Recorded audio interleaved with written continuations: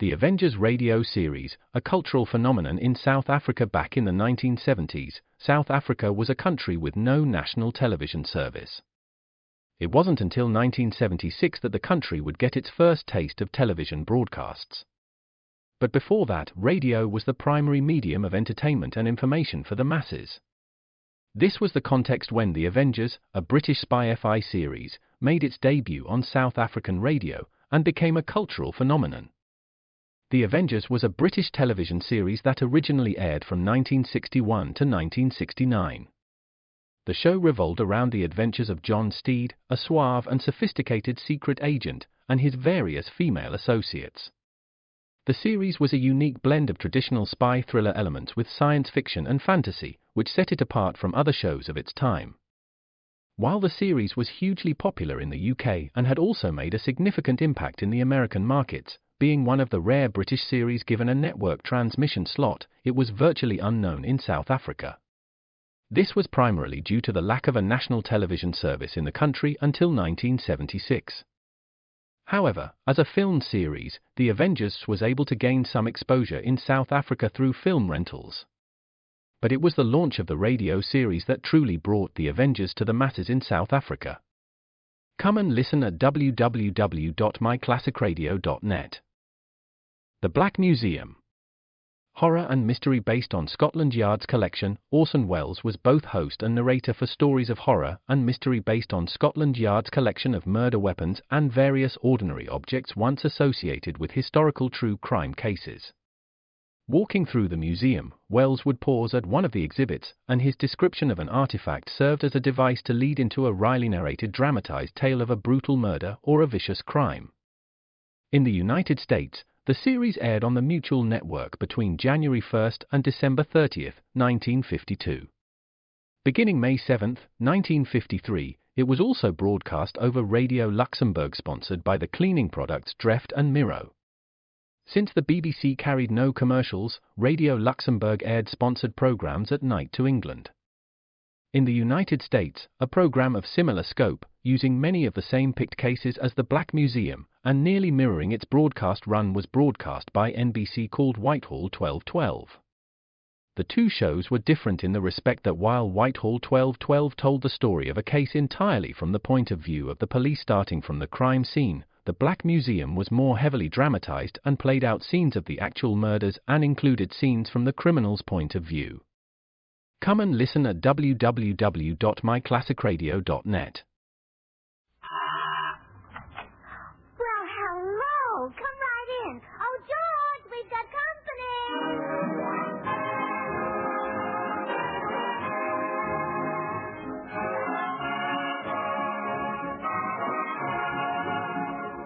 This is Bill Goodwin, speaking for Lever Brothers, makers of Swan, the new white floating soap that cures fine castile. Well, it's Tuesday night again, time for another pleasant visit with George Burns and Gracie Allen, our guests, lovely Hedy Lamarr, Jimmy Cash, and Felix Mills and his orchestra. And now, meet the people who live in the Burns house, George and Gracie.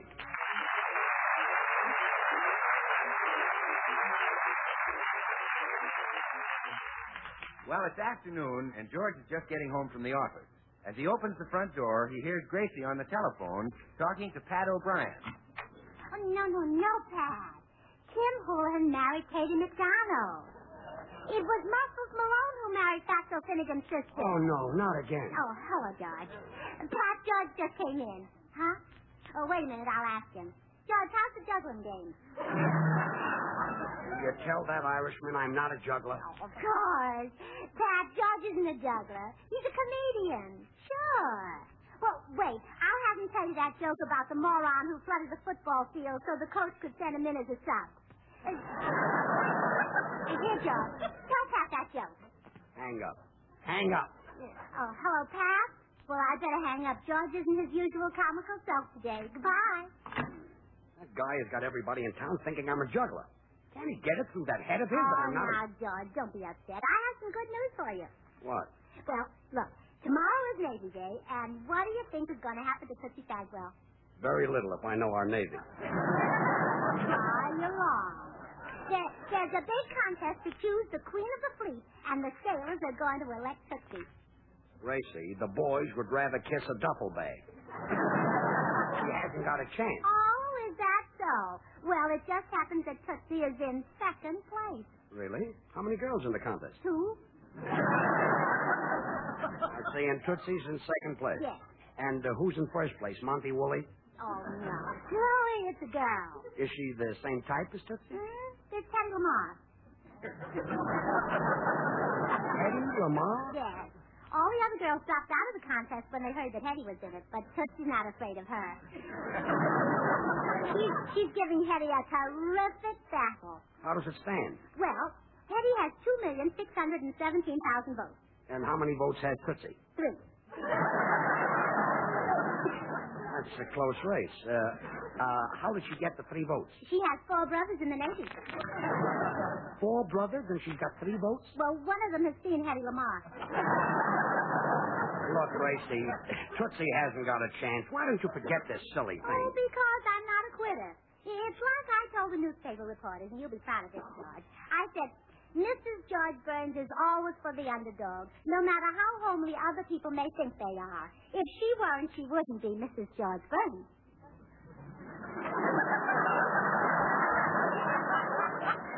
I'm proud. And besides, Judge, it would mean so much to Tootsie's father if she could be elected Queen of the Fleet.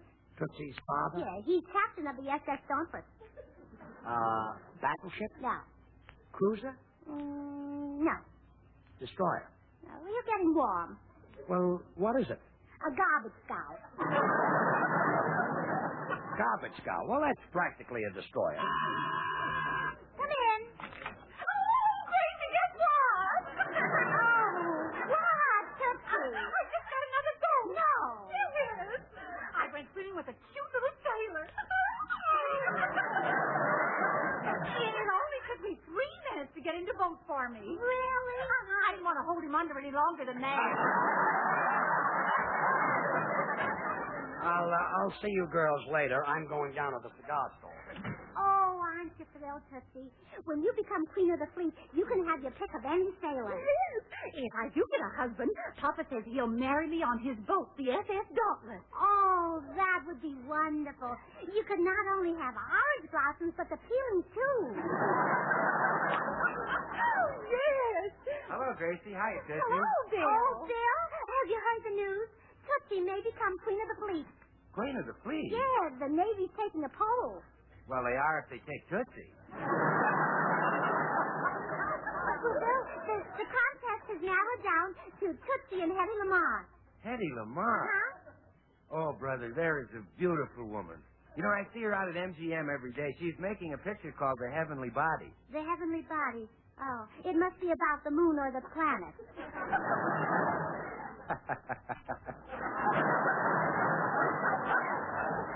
Silly girl. Oh,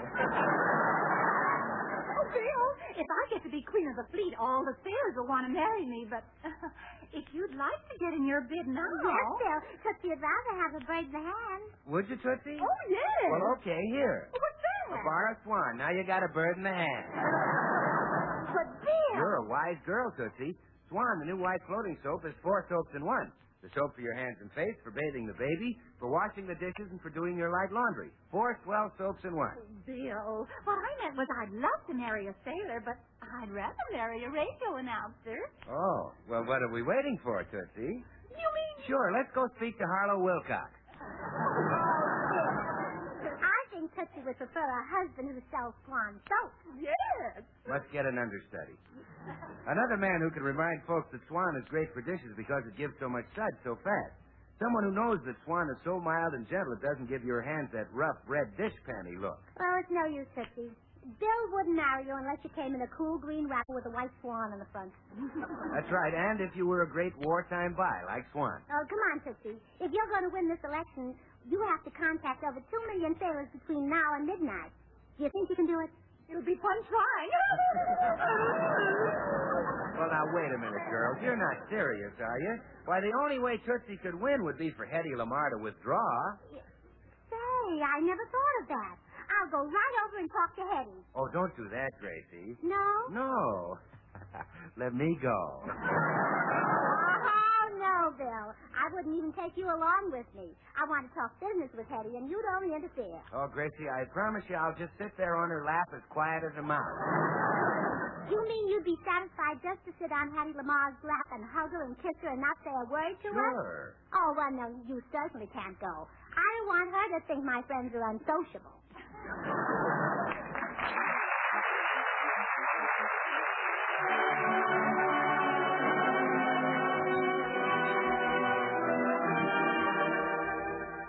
Our popular young tenor, Jimmy Cash, with a new popular ballad, My Heart Tells Me. James? Sometimes I feel so very certain that you care, and there are times I feel we don't belong. The more I fall for you, the more I must beware. So how am I to know if I am right or wrong? For my heart tells me this is just a fling. Yet you say our love means everything. Do you mean what you are saying? Or is this a little game you're playing? My heart tells me I will cry again. Lips that kiss like yours could lie again. If I'm fool enough to see this through, will I be sorry if I do? Should I believe my heart?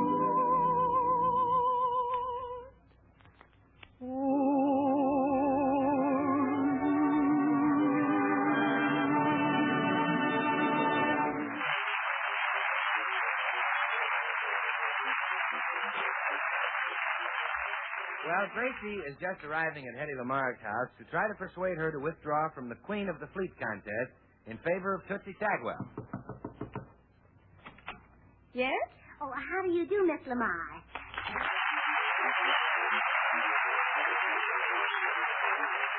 Won't you come in, Miss Allen? Oh, thank you. Oh, but let's not be so formal. You call me Gracie and I'll call you Hedy. All right, Gracie. That's better. After all, we probably have a great many things in common besides our beauty. Well, what did you want to see me about, Gracie? Well, Hedy, I'm going to be concise and to the point. No beating around the bush. Strictly business. I have a girlfriend. My, that's a lovely dress. Is it new? Yes. You like it? Oh, I think it's charming. My dress is new, too. It's stunning. Isn't it, though? Well, I'm going to be concise and to the point, Hedy. You see, this girl... My hat is new, too. You don't say. It's simply beautiful. Oh, no. Do you really think so? Yes. Oh, so do I. And you know, this hat was my own idea. Oh, you designed it? No, but it was my idea to buy it. How nice. What was it you wanted to say? Oh, well, I'm going to be concise and to the point. You're in a contest to... Say, do you have your hair done at Dorothy's? Why, yes. You know, I thought I saw you coming out of there the other day. She does my hair, too. Gorgeous, isn't it? Oh, Oh, flatterer. Gracie, you had something to say to me. Oh, yes. Well, Hedy, I'm going to be concise and to the point.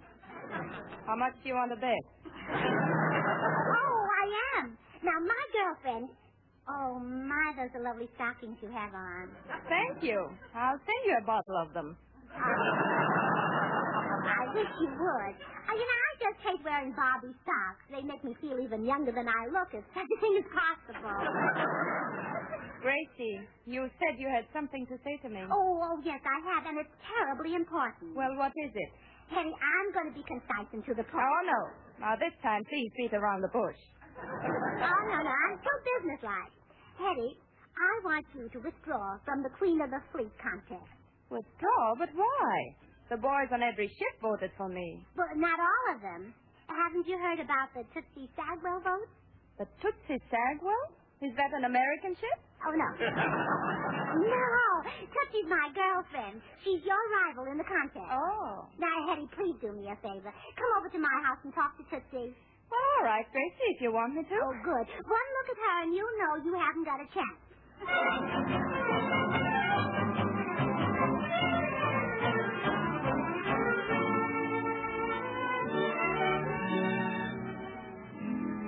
Tootsie, I brought Miss Lamarr back with me to show her why she might as well give up. Hedy, this is Tootsie Sagwell. How do you do? Oh, Miss Lamarr, I'm so sorry we have to be rivals. I've always been crazy about you. Oh, you're very kind, Miss Sagwell. Oh, your love scenes are wonderful. Tell me, how does it feel when Charles Boyer puts his face close to yours and whispers in your ear? You really want to know? Yes. It tickles a little.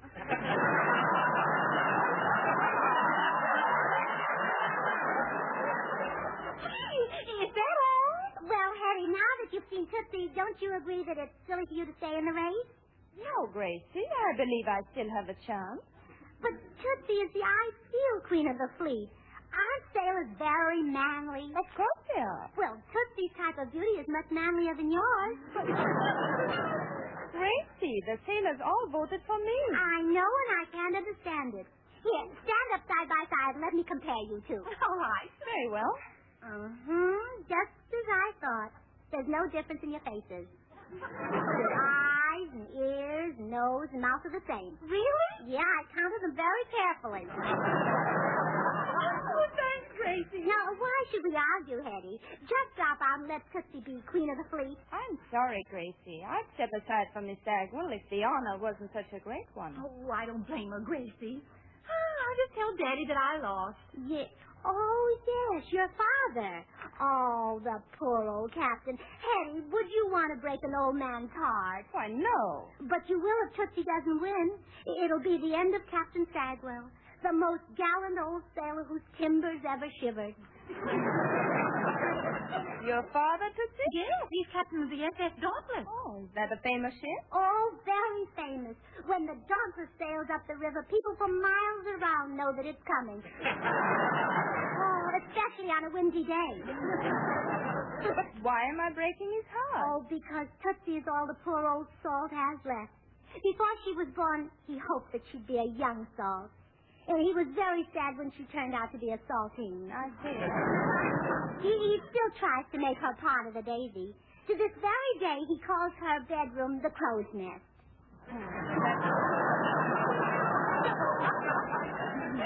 Gracie, that's a very touching story. Yeah, I thought so, too. Oh, be kind to Captain Sagwell, Hedy.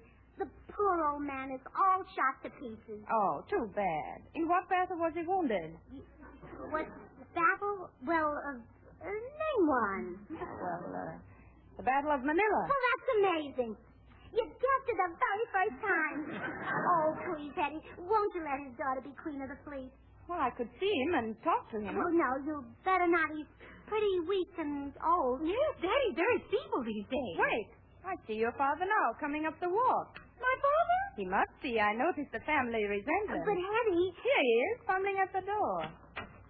Hello, Dan. Oh, hello.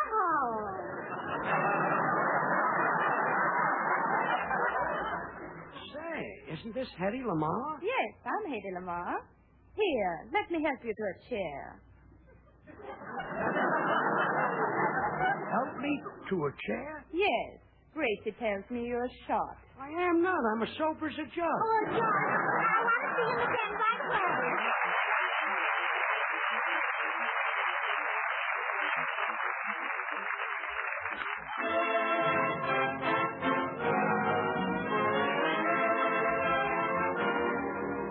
Time for Felix Mills and his orchestra with a special Mills version of one of the season's cleverest songs. They're either too young or too old.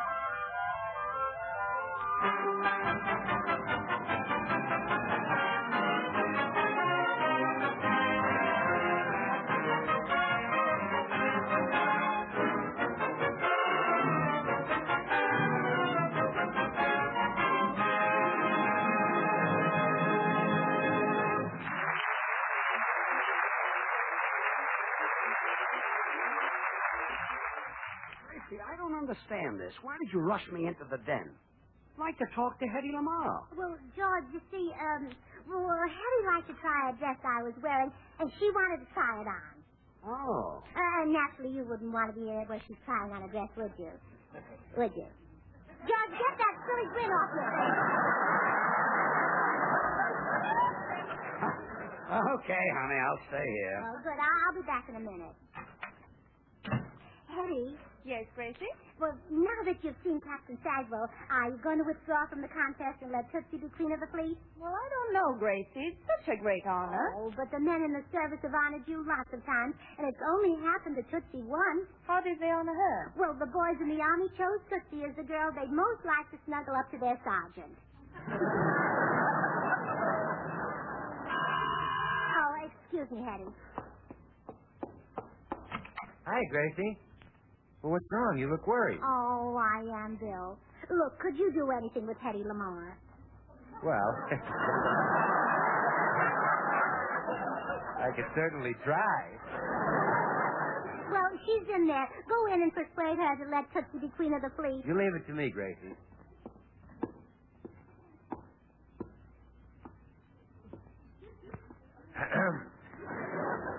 Yes? I'm, Bill Goodwin. Yes, I've heard of you. Oh, good. No, not so good.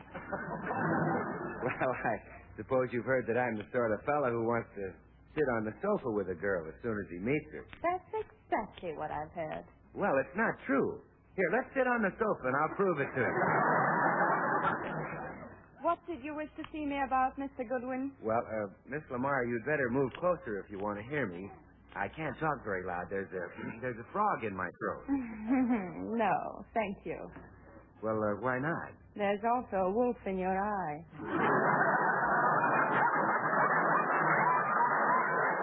Well, here we are.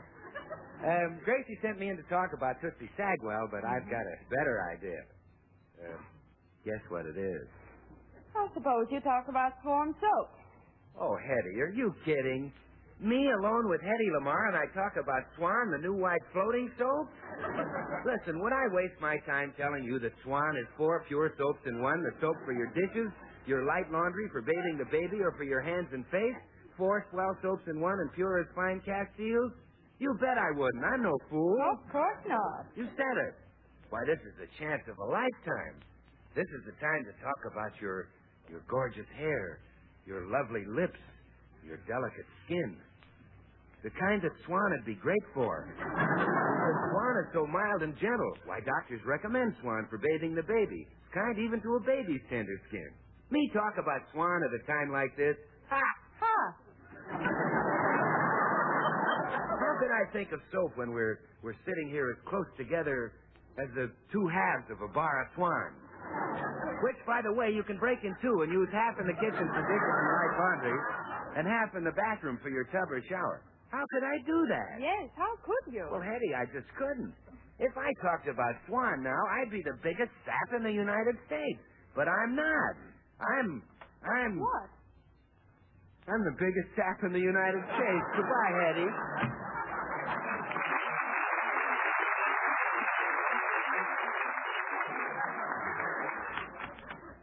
Well, Hedy, did Bill persuade you to drop out of the contest? No, Gracie. In fact, the only person who has moved me at all is that poor old man, Captain Sagwell. Oh, yes, Tootsie's father.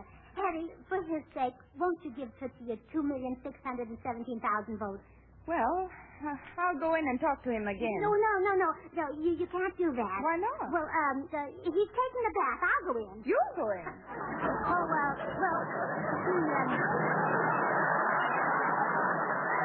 he bathes with his clothes on. You know how the laundries are nowadays. You stay here. I'll get him. George, it's such a lovely day. Get out of the house quick. Huh? It's too beautiful to sit indoors. Go to a movie. But, Gracie... George, you know what a different man you used to be after seeing Clark Gable in a picture. I was? Yes. They're reviving a Clark Gable picture of the Bijou. Why does he go down and get revived, too? Honestly, Gracie, I think you're trying to get rid of me. Well, honestly, I am, George. Look, but I'd like to talk to Hedy Lamarr. Oh, wait, George, wait. I'll tell you the real reason I want you to leave. What? Hedy Lamarr has fallen madly in love with you. That's silly. I know, but she has anyhow. Hedy Lamarr in love. Oh, stop. It's true, George, and I'm afraid I might lose you. This is ridiculous. Hedy Lamarr's only seen me once. No, if she'd seen me a couple of times, I could understand it. George, please leave. It's dangerous for you and Hedy to be in this house together. Any moment now, the spark may leap into a flame and burn our marriage to the ground. Oh, there's the fireman now. That's the telephone. Oh. Hello? Oh, hold on to the phone a minute, Tootsie. George, sneak out of the house and don't let Hedy Lamarr see you. Oh, all right. Just a moment. I want to see you. You do? Yes. I've been thinking this thing over, and there's only one thing for me to do. Give in.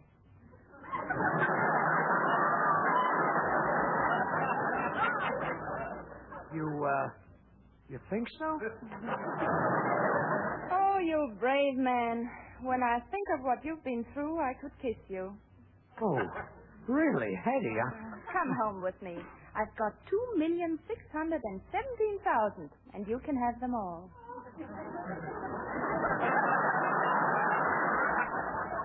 Gee, that's a lot. That's all I've got. Oh, don't apologize. Will you come home with me right now? Look, I'm very happily married. What difference does that make? No, please, let go of my sleeve. But it's got to be now. Tomorrow it'll be all over. So soon? Of course. Tomorrow is Navy Day.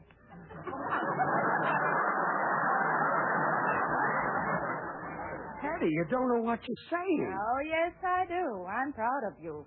I'm proud of every bullet hole in that poor little chest of yours. Bullet hole? Yes, I heard all about it from your daughter. My daughter? Yes, and don't worry. She'll be queen of the fleet, Captain Sagwell. Captain who? Captain Sagwell. Aren't you Captain Sagwell? Of course not. I'm George Burns. George Burns the juggler? What's going on? Gracie, come out here.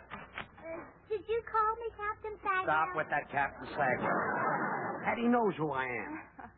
I'm afraid your game's up, Gracie. Tootsie won't be queen of the fleet. Oh, those poor sailors. Well, I tried. Gracie, just what did you tell Hedy Lamarr about me? Well, I told her you were a feeble, old, broken-down sea captain. Now tell her the truth. Hedy? Yes. He's not a sea captain.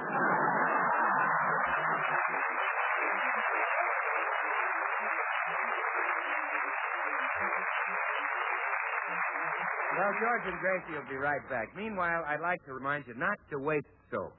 Wasting soap is unpatriotic, you know, because soap is made of essential materials for the war front and the home front. So don't leave the soap in the water when you're bathing or washing dishes, or duds or baby. And don't whip up more suds than you need. Keep soap dishes dry, too, because a wet soap dish dissolves soap and wastes it. And make soap jelly out of soap slivers. Well, that's the story, friends. Avoid wasting soap and do one more thing to help wash up the axes. And now here they are again, America's happiest Mr. and Mrs. George and Gracie.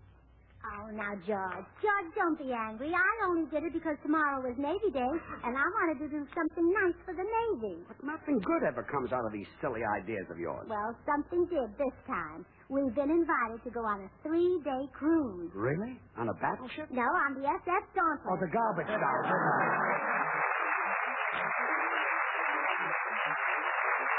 The makers of Swan, the new white floating soap, join George and Gracie in inviting you to tune in to your Columbia station again next week, same time, when we'll have as our guest Jack Benny. Remember, George Burns and Gracie Allen, CBS next Tuesday night. And now till next week, this is Bill Goodwin saying, well, I, Swan, how about you? Good night, everybody.